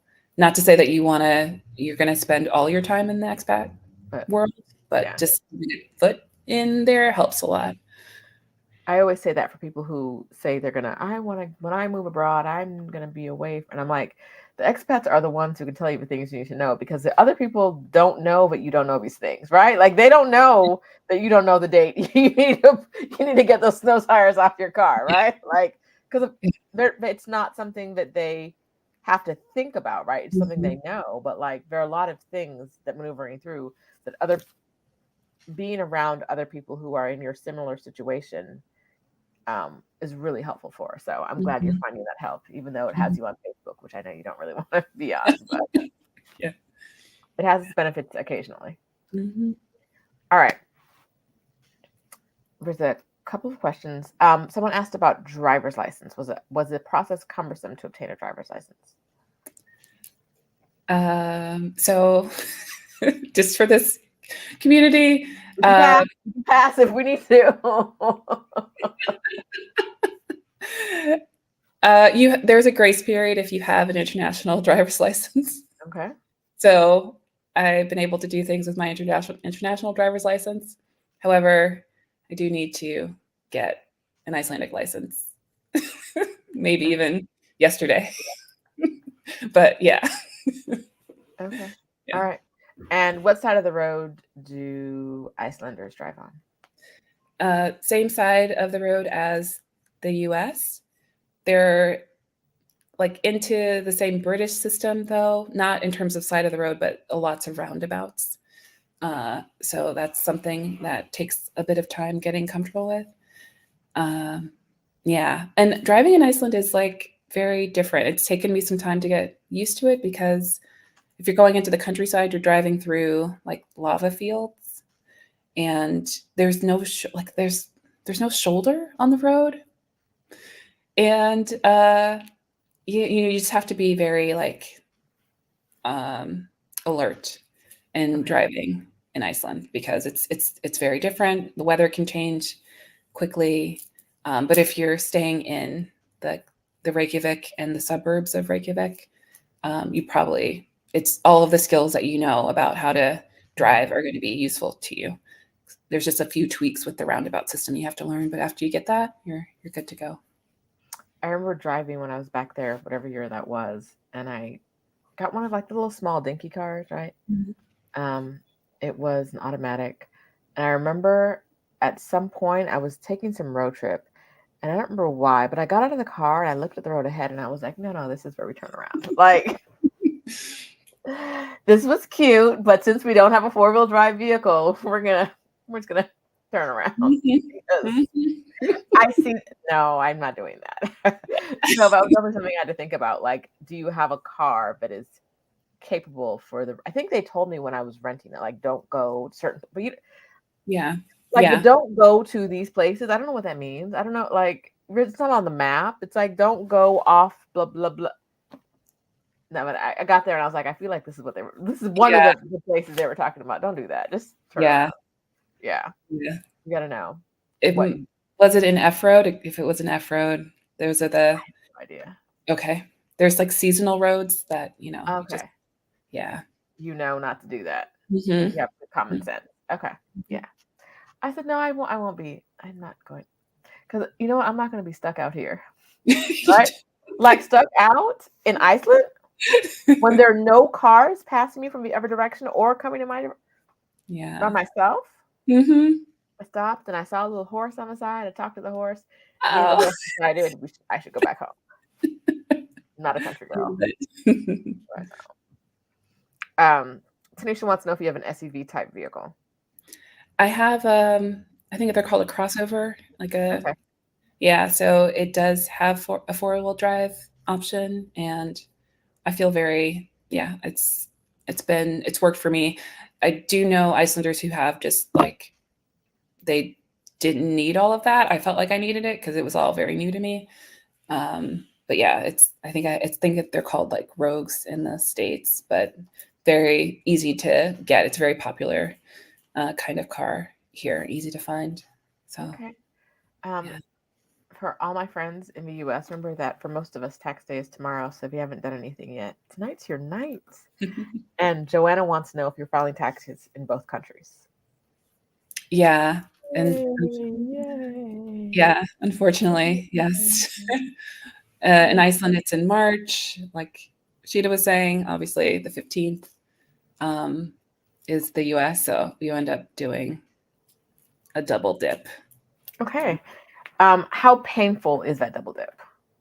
Is it like, are you paying the full amount of the same amount of U.S. taxes that you'd be paying if you lived in the U.S., if you were working in the U.S., or are there some deductions you can take because you're outside of the U.S.? Yeah, it's more the latter. There's some that you can take, but yeah, it's just the whole process of having to do like taxes twice. That's really painful, but yeah, Okay. you're All still. right. Mhm, But the process is painful.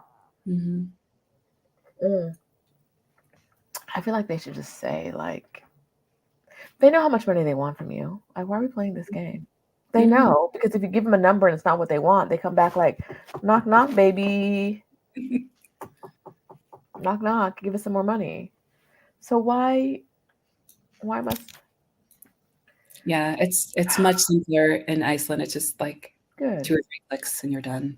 US, it's Good. a whole Oh, nice. yeah, it's very What yeah. we need is the US needs to be a country where like lobbying is destroyed, right? Because like from what I hear, the reason the tax system is the way it is right now is because TurboTax and the rest of them won't let the government go, like are fighting the government and going to a simple system. They're like lobbying against the idea that like we could just click two buttons like a lot of the world does and be Mhm. done with our taxes. Instead, we have to jump through hoops and pay H&R Block, who's taking our money to lobby the government against us and making things easy for us. Anyway, rant, sidebar. Naz wants to know, are you paying towards a retirement plan? Do people retire early in Iceland? Yeah, so as part of my work, I am eligible for a pension that I pay into, and then I have the company pays a portion into. So, which is, great to, it's like guaranteed money, more guaranteed than my like 401k setup maybe. And do people retire early? Yes and no. It's like a mixture. I've met some people who've retired like at my age, like, 40s, 50s, depending upon, you know, people who were entrepreneurial, maybe they just set themselves up. Um, yeah, I don't know if that's that. I don't think that that's very common, but I actually don't even know the retirement age in Iceland. I think it's in the 60s, some, but I'm not quite sure. That's a really good question. Um, so yeah, I think it from what I've seen, it depends a lot just upon what type of business they're in, if they own their business or they're kind of just employed workers. So it varies. Okay. I am actually, Lois is leaving, but Lois, wait, I'm just going to ask your question, which was, I'm going to reword a question a bit. Do you see digital nomads coming to work in Iceland, like doing other work and coming into Iceland and doing that, or no? Yeah, so they actually do offer a digital nomad visa. Okay. It is 6 months Hmm. uh, visa, and in addition to the 6 month visa, you can still get your 3 month tourist visa in Oh. Iceland, which is nice. Yeah, I mean, it's just like a matter of some paperwork that you need to fill out. I think there's an income minimum, Hmm. but they are. It's somewhat new for them, but they're opening it up so there's more ways for people to like spend time in, Oh, which is yeah, nice, really nice, cool. nice. Yeah. Okay, that is cool. And then there was another question which may have been in my head. Boom, boom, boom, boom, boom. All right. Market for digital nomads. You're seeing them coming. What advice would you give for digital nomads who wanted to come work in Iceland?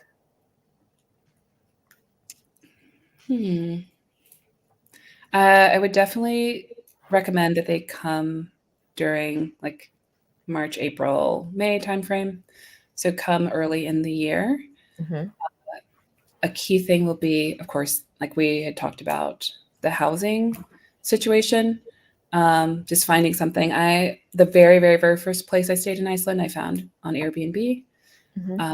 But oftentimes, once you have a relationship with people who own Airbnbs, there might be another way to rent from them that doesn't include all of the fees and all of that stuff. Um, and I would probably recommend just getting in touch with their, like I mentioned, some like hubs of communities. I joined Internations and they do various events. So, like having something set up where you can meet and connect with people, I think is probably key. I've found that once I've made those connections, that they usually continue, like you usually continue to see those people. It can be hard though to find like built-in populations that you can go to, but Internations is one of them. Um, yeah, and I would say just embrace the culture. Like one of the things that is really popular in Iceland is swimming pools, Okay. pools everywhere. And in some sense, it's almost like, being from DC, the DC area, it's like riding the metro. Not really like riding the metro, but it was like the equalizer where you just could see people from all different walks of life and have a chat. Like oftentimes people go there after work in the evenings before they have dinner with their families to just relax, talk about the day, talk about the politics, and then they head on. So it's very embedded in the culture, and almost everyone has heard of the Blue Lagoon because it's Mm-hmm. probably the biggest in that idea of the pool, but the geothermal energy is everywhere. So it's something that is subsidized. Like there's pools in every neighborhood that you Ooh, can go yes. to Okay. where the same wonderful water with all of the minerals and you could just go and soak. There's places for, you to swim. Oftentimes families are there, so there's kids. It's just sort of like a community gathering place. So Okay. uh, that's Are another you great. going? You said going after work, but are you going to these pools with your coworkers or no? Okay, this is also that's a really great question. A huge, huge, huge difference is like, yes, I never would have imagined, but we had a team outing and it was at a pool. It's called Sky Lagoon. It's a very nice pool, but I was like, Mhm. what kind of bathing suit? Do I have a professional bathing suit? This is my business bathing suits. Right, exactly. What happens here? I mean, that was, Okay. yeah, it was very strange to them. It's like they grow up going to the pool from like 2, 3, 4 years old. Hmm. I thought it was a little bit odd to network that way, but it's not uncommon. I don't know how Okay. common, it's so uncommon. All right. So just a little bit of a difference. Shonda, we answered your question in the beginning of the video, so you're gonna have to go back and get that one. Pools are warm, they're heated, right there. I mean, not heated, but it's been naturally It's a warm natural, yeah. water from the bubbling volcano beneath Mhm. the fire lake coming to Yes. get you. All right. What are the things that you wish you knew before your sabbatical? What did I wish I knew?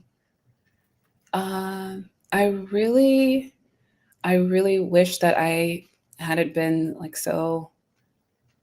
I guess I was a little bit stressed about the whole sabbatical idea because it was so new to me. Just to be like, oh, like I'm taking this time. I don't have to answer to anybody. Mhm. What is that like? What is that going to mean? And there was like this hesitation of like feeling like, okay, is this an off ramp? But it wasn't really it was like an on ramp into a different kind of life or way of living. Um, uh, I think that also being in Iceland too, and the countries that I traveled to. So I went to Germany, Switzerland, also pretty expensive countries.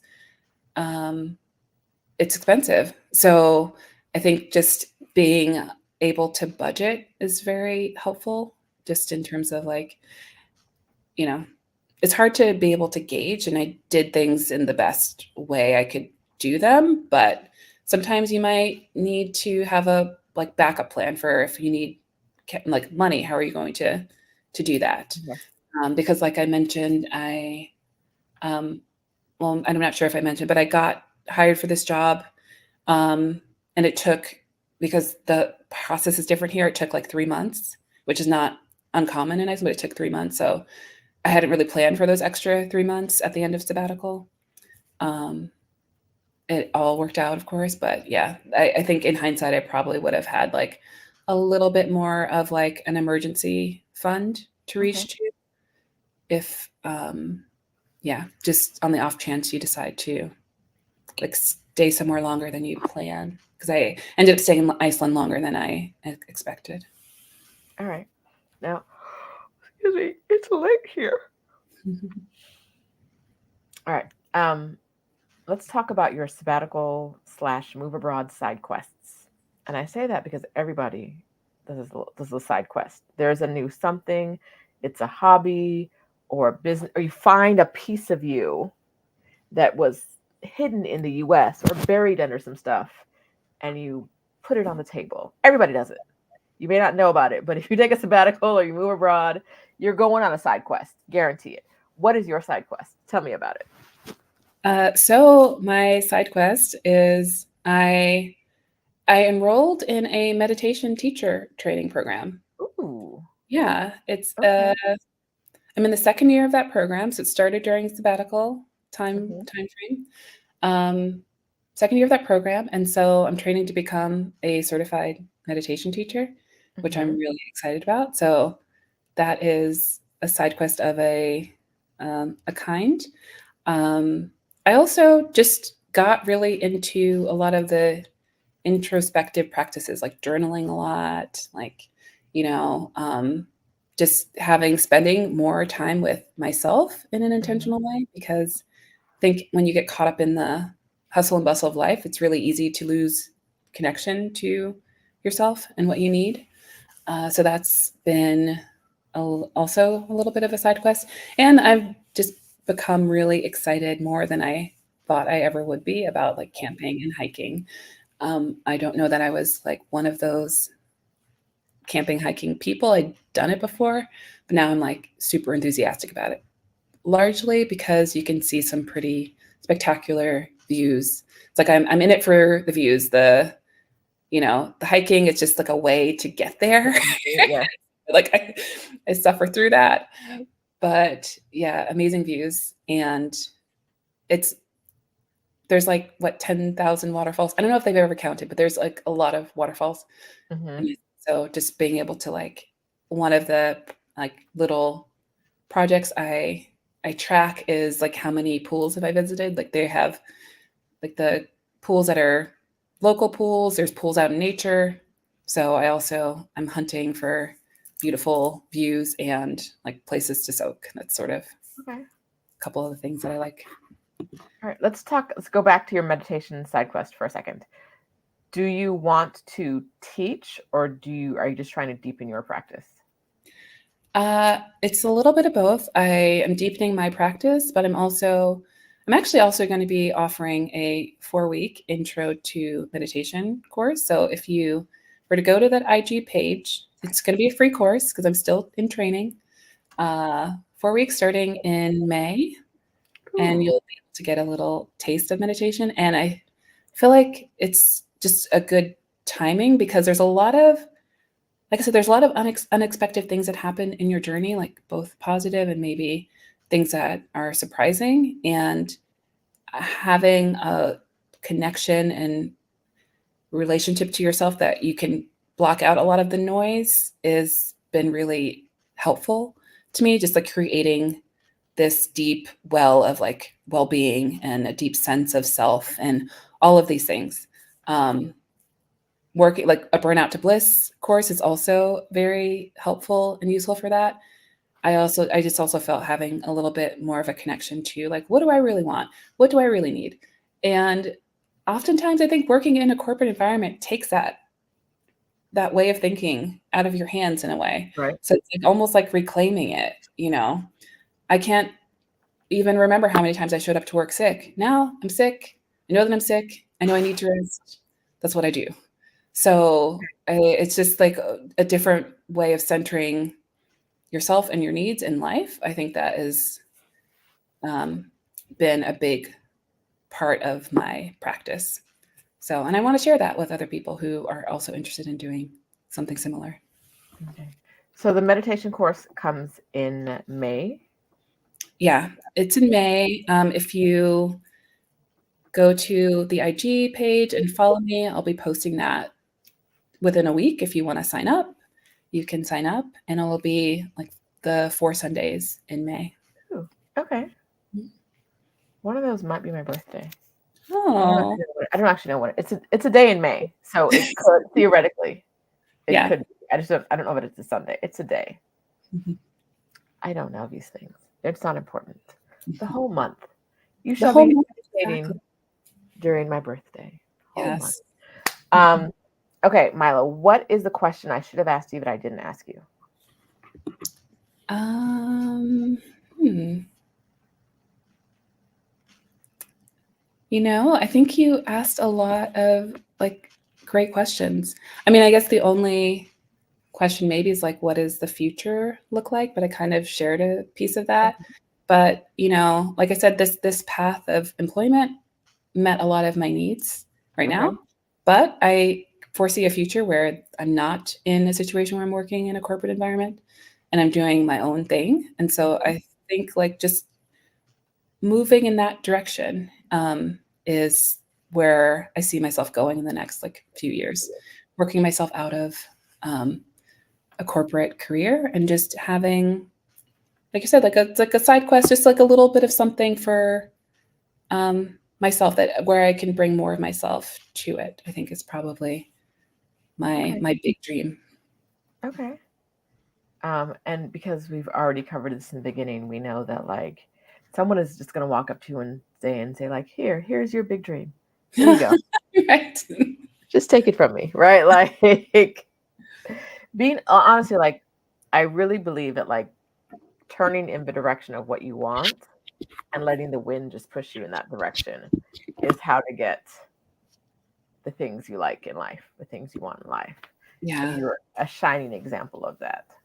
I 100% from experience. It's something that I had heard and kind of consciously believe, but now I believe it on like a cellular level. Like if you go out on a limb, there will be a tree that grows underneath you. It's like it is one of these amazing things once you set your path, you set your direction, you say this is what I want and you put all of your energy towards it. There's a way that will happen out of no way. Like there were so many chance meetings in my experience that I never could have planned. Never in a million years. But all of those things are part of the fabric of the life that you're stepping out into when you make a choice like this to choose yourself and try something different. It's amazing. Yay. Okay. Thank you so much, Mila, for being a guest with us today. I think we've gone through a lot of information about Iceland. Will you be sharing about Iceland on your IG channel? I'll be sharing like little tidbits about Iceland, life in Iceland, travel things. So yeah, Okay. that's all of the All yeah. right. What So if you guys want more of her life, more information about Iceland, more information on the meditation class, which I definitely do. Because like I'm always like, yes, I meditate, and then I'm like, it's been 84 years. You know. yeah. So yes, looking forward to what develops for you. Looking forward to more side quests, more Tinder dates. We want all the lowdown. All the We, juice, we yes, want yes. the juice. Mhm. Enjoy your life there, this beautiful life you built for yourself. I can't wait to see what develops with residency and all the other things. Thank you for being so awesome here on the Yeah, channel. And everyone, we will talk to her next time. thank Thanks you. for coming, everybody.